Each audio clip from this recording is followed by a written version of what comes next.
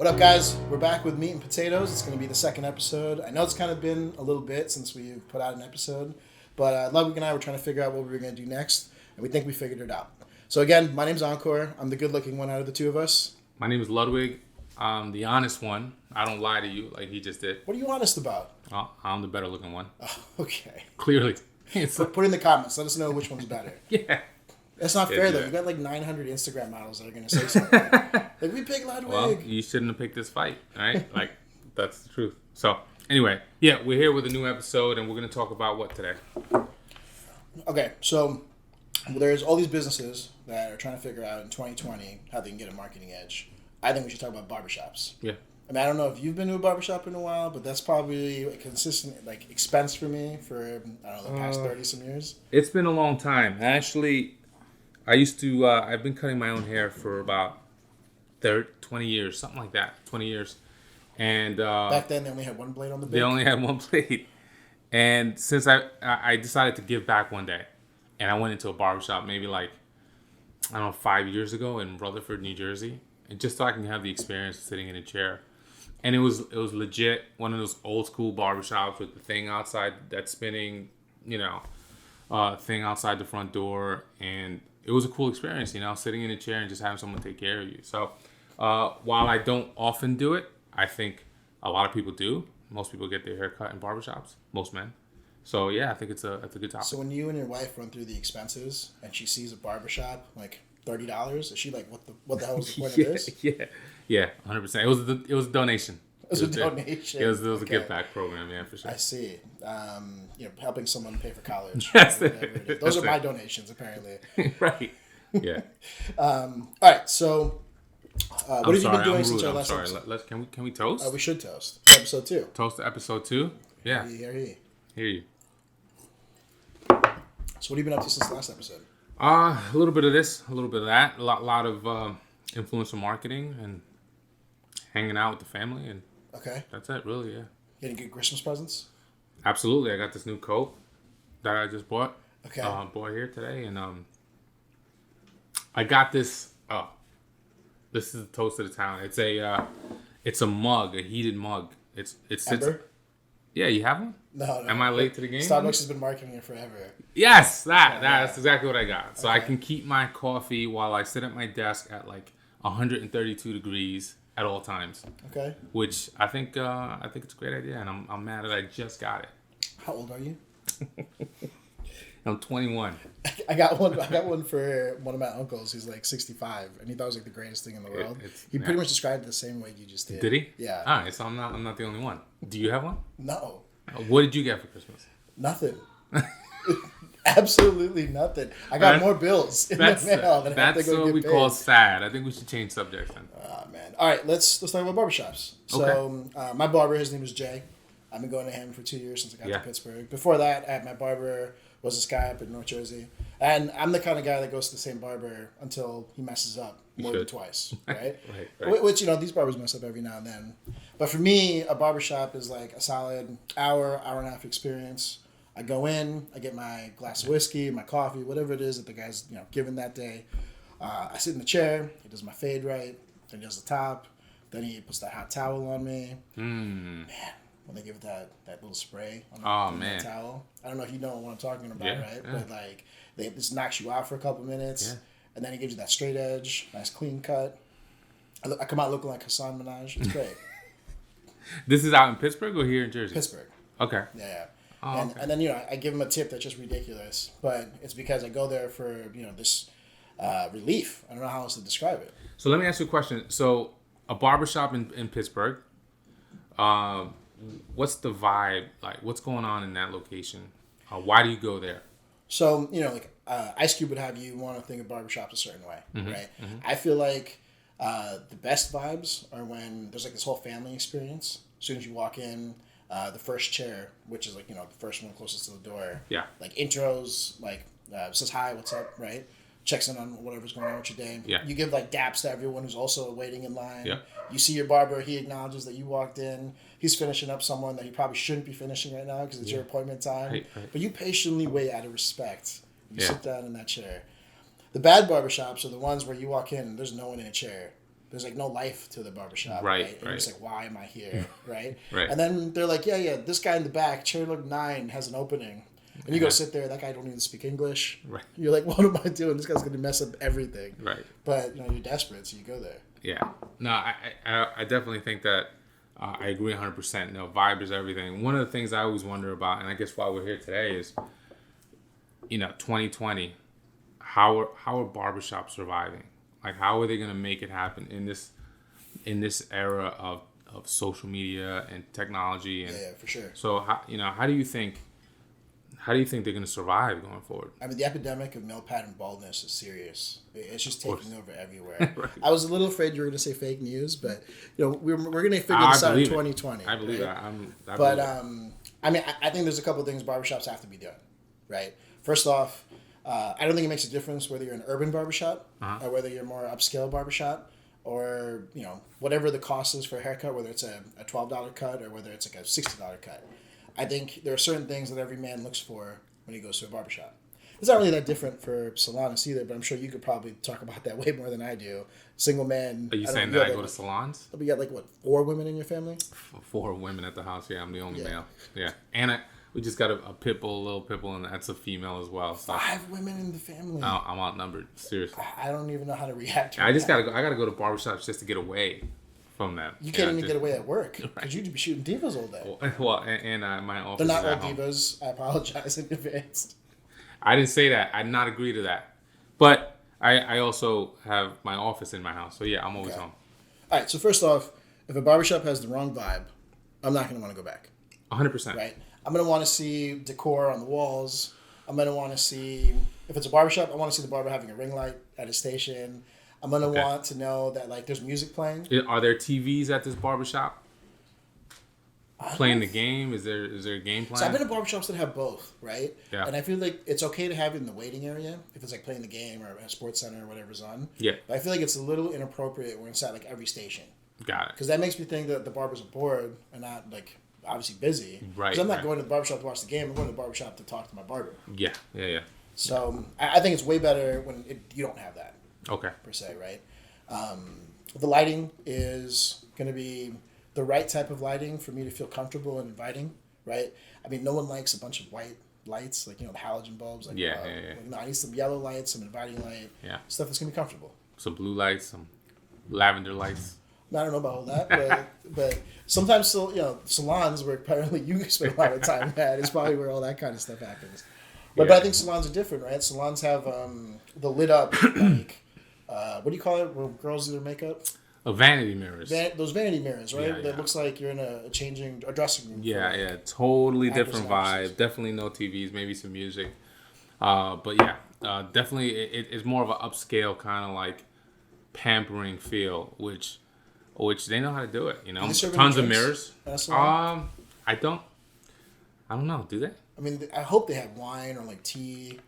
That would be a good idea, right? That would be a good idea. Yeah, I haven't looked into it that much. So you gotta set the vibe.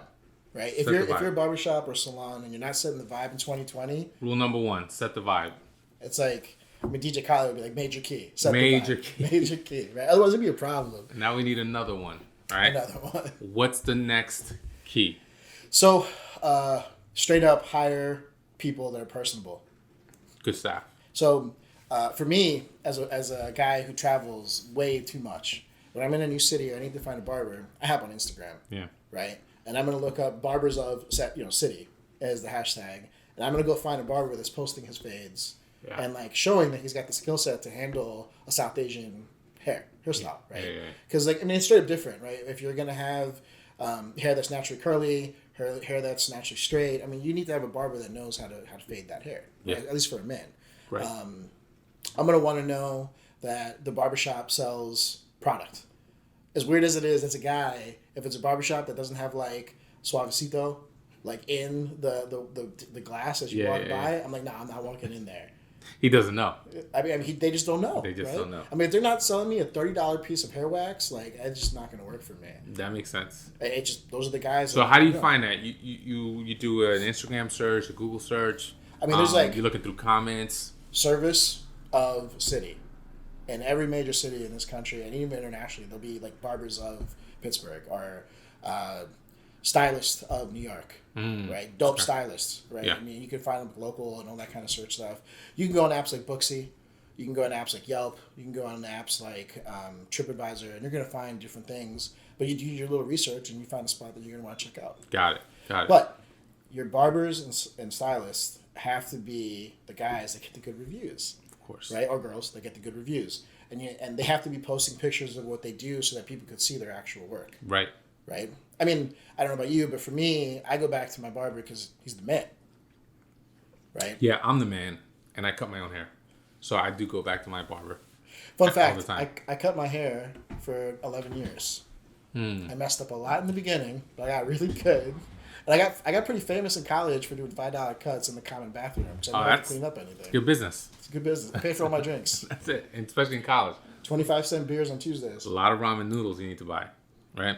So, major key number 2, right? It's getting the right staff. I think that's understated. Like, I think that's the most important thing, because what social media has done is it's made it so that anyone can complain about your business, right? For sure. So if you have poor service, if you have someone working in your barbershop that's not delivering the best customer service, you're going to hear about it. You're going to find out about it on Facebook comments, Instagram comments, Twitter. That 1-star Yelp review that ruins your business. That 1-star Yelp review or Google review. So it's super critical to hire a staff that, I think right now, more than ever, customer service is the most important. For sure. So I think that's a major point. I think barbershops don't realize this. There'll be an owner who's being loyal to a grumpy member of their staff. You know, the guy that never shows up on time, the guy that no one likes. He might be a cousin. He might be a cousin of the owner. Let that person go in 2020 because they're not helping grow your business. 100%. Period. That's a good takeaway. You hear that? Let them go. 2020. That's the hashtag. Make barbershops great again. Make barbershops great again. 2020, let them go. I love that. All right, let's take a break, man. What else is going on right now? We're about to enter 2020. Yeah. Anything exciting you see in the news? Well, talking about staff, I think it's important to talk about, do you need, if you're a barbershop owner, can you be successful? If you're any owner of any business, can you be successful and just work 40 hours a week? That's a good question, man. I think it depends on what your margin capacity is going to be. Okay. Let me break that down, right? So if you open up your own franchise of like a fast food chain and you hire a manager to run it, let's say that fast food chain is going to make 60 to 100K profit in a year, but your manager is going to cost you 60 to 80K running the store. Doesn't make sense. You're only going to make 20K profit, right? So you end up being the owner-operator of that store. Right. So if you're an owner-operator of a barbershop and you're not even there, then you're like, you're not going to make as much, but that's a choice that everyone has to make on their own. Fair, yeah. All the barbershops that I go to, the owner is the number one barber at that shop. Right. It's really rare that that's not the top barber, right? Because he was the one who had the client list. Right. He started the whole thing. Right. Yeah. I think Snow agrees with us. Yeah. Three barks. Yeah, I think that's what that means. I don't know. I kind of see it differently. I feel like I think the old school way was to work 100 hours, work 80 hours, and that's the only way to be successful. But I think there's people out there that have found a way to be successful and still have some sort of a work-life balance. So I just read an article about the owner of the CEO of Shopify, the founder of Shopify. Okay. Your website's probably built on Shopify. So I think a couple of them. I have a couple, A couple of them are built on Shopify. The guy is worth billions. The brand is worth billions. And the guy's home at 5:30 every day with his kids, eating dinner. He puts in a 40-hour work week. He only works extra when it's necessary. When did you start doing that? You think he did that in the first 3 years? I don't know. I didn't speak to him. So I mean, it's really easy to say that. I'll call him up in a little bit. After you making like $100 million a year, to be like, I got work-life balance now.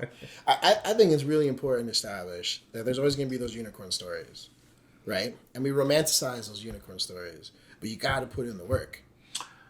There's no shortcut. Of course. To making it. Of course. I've put in 8 to 10 years of work to establish myself as a photographer in the industry, right? The best in the industry. I mean, you're the only one I hire for my shots.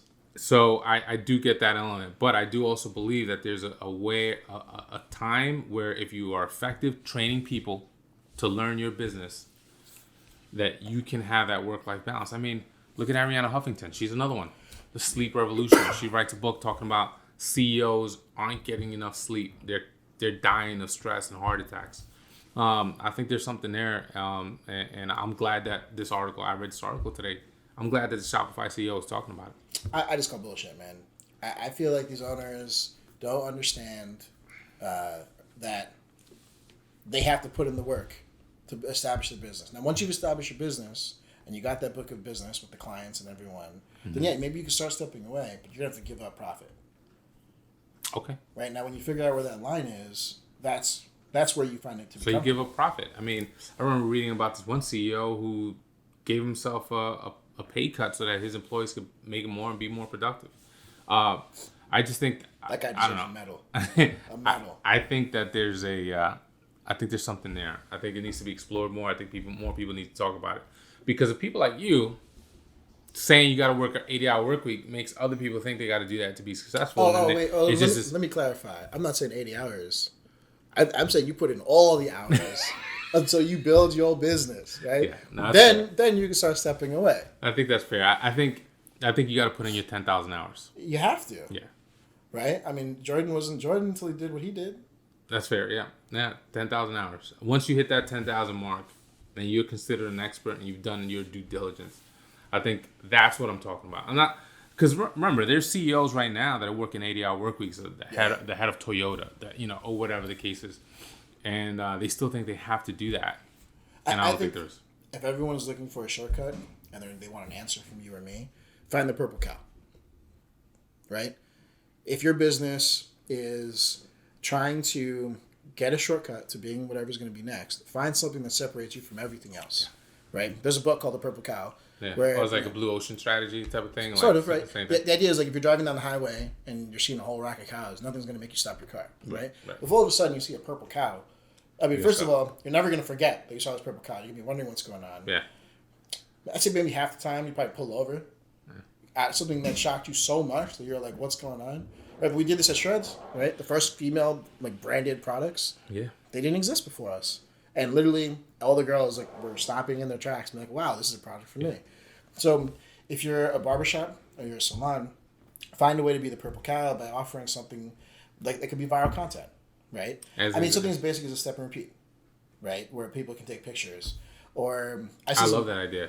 I mean, we talk about establishing a brand, a brandable a topic or post content, establishing viral content. So every time they get their haircut, maybe they take a photo before and after, and then you see the before and afters, and they share that content. I think that's genius. I think that's stuff that most barbershops aren't thinking about. And if they are, I don't think they're focusing it right, because the stylist or the barber is doing it on his own. Right. They're not doing it for the salon. They're building their own book of business. But what the salons can do to get around that is do stuff that's creative. Like I've seen grocery stores and pizzerias do stuff where if you donate $1 to they'll write your name on this donation tree that they're putting up, right? Or what a salon can do is have a Polaroid sitting, on a side of the wall or something, and if you take a picture and you put it up on the tree, the salon can donate $2 to some local charity or whatever's happening. Right. This is stuff that gets the local community talking, gets the local community to come in. This is the kind of stuff that gets you the press, which is dope, right? Right. And I mean, you just got to get one Yelp elite person to show up and start talking about this thing, and all of a sudden you can have a full book of business. So this is major key number 3, right? We're talking about number 3. We're talking about creating an environment that sets you apart from every other barbershop / salon in your town, in your neck of the woods, i.e., a step and repeat in your place, or a cool spot where people can take selfies and share that content. Find a place in your business where you can create viral content that people can start talking about. Yeah. I think that's the best way to put the key. Yeah. Right? Love it. Is there a fourth key? I mean, we probably have enough time for a fourth key. You tell me. I think if you are trying to make all this work, you got to optimize that person's time in your salon. are in your barbershop. You got to be more than a barbershop. Do you get what I'm saying? You mean if I come into your barbershop and I'm spending $15 on a haircut, $18 on a haircut, that can't be the only money I spend. Not just that per se, but you need to have value add for whatever it is that you charge that makes people want to come back, right? I know I talked about that hot towel.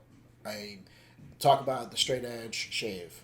Those are things that make it an experience beyond just like that, the quick cuts at the bar, at the mall, right? Okay. You need it to be a full out hour-long experience that people want to keep coming back for, right? Got it. And we could talk about selling products and, getting more out of that ticket. But at the end of the day, that's a different business in its entirety, right? If you don't have a full book of business, you can't do anything else with them. Right. So like a salonist, you have to be able to do the color. You have to be able to do extensions. You got to be able to, I don't know, maybe do lashes.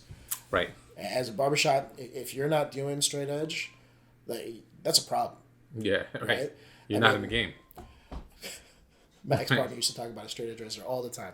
But the idea here is that you got to be more than just like a haircut spot. Right. And if you're not that in 2020, get on it. Or hire people that can do it for you.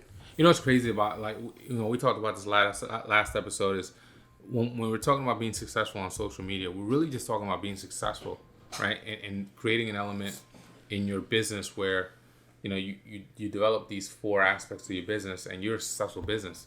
That can translate onto social very easily, right? So, are there any other pieces of advice that you would give a barbershop owner at this point that we haven't spoken about yet? At the end of the day, have a dope logo. If you don't have a dope logo, go hire a freelancer or whoever to do your logo dope, right? Yeah, cool. It needs to be something that someone would want to tattoo on themselves. Yeah. Right? And dope wins for sure. Always. And from that, make sure that people are showing your logo when they're at your location. Right? Whether it's that viral thing with the step and repeat. Simple branding. Right? Whether it's in the apron that your barbers are wearing. Yeah. They should be showing that logo off, right? Yeah. Whether it's at that barber station, whether there's a basic 4x6 printed and put in the mirror, right? These are basic things that people have been doing. But if the more, what's that science? If you see something 8 times, a logo, you're gonna eventually start craving it. Yeah. You show your logo as often as you possibly can. And to that point, man, I would even suggest if you are a barbershop owner or salon owner, I would even suggest going out into your town, maybe doing a quick search and finding if there's an influencer in your town that can spread the word for you, right? Yeah. So pay somebody X amount of dollars to come in and sit in your chair, get a haircut, get their hair done, get their extensions done, and have them post about it on their page to amplify the message, right? Continue along with the branding. I think I would even suggest that. Let's take this a step further. Let's Arwell and AKG Creative sponsor a free consultation for one barbershop or one salon. All right. Okay. I think I could do that. So what do you think people should do? In the comments, put in the name of a barbershop that you want us to go help. So whether you're a barber or a stylist or owner or even a customer, let's get some names of barbershops and salons and put a phone number. And then we'll pick one lucky winner. Does it have to be a barbershop? It could be. What else could it be? I mean, a salon. Any local business. Well, I mean, let's talk about barbershops and salons first. I mean, I know this for you, this is going to make a big difference. Right? But for people like me, with my Jesse Gonzalez, it's kind of important. Okay. All right. Fair enough. Fair enough. One barbershop, one salon. Okay. And we'll go free consultation. Free consultation. We'll go through everything. Yeah. We'll look for local influencers for you that you could team up with. Not guaranteeing any of that would be free, right? Because we made money, but but we'll help them figure out what they're not doing and what they should be doing. I love it. And we'll connect them with the people in our network to make it even cheaper for them. It's a great idea. All right. So close to that one. We'll announce the winner of that on January 30th. That works. That works. Yeah. Okay. Ludwig and me combined have 250,000 followers. Tons of followers, tons of experience. Helping build businesses grow. I think it's a no-brainer. I mean, I might even want a free haircut for the free consultation. I think you'll need it by then. Sure. Jay might get mad if I go to anyone else. I'll go for a facial. Okay. Right? We go in for couples facial. Yeah.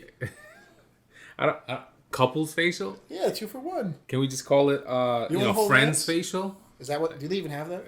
Would they have that now? Because I'm not going to get couples facials with you. All right. Yeah. Speaking of which, why don't they have that? Like friends. Do it. Bring a friend. It's always couples, right? Well, like, see, that's another idea, man. I mean, that's another key, right? Innovation. And people aren't innovating. It's always the same offers. They always call it the same thing. So we can start our own barbershop and have friends facials, or not.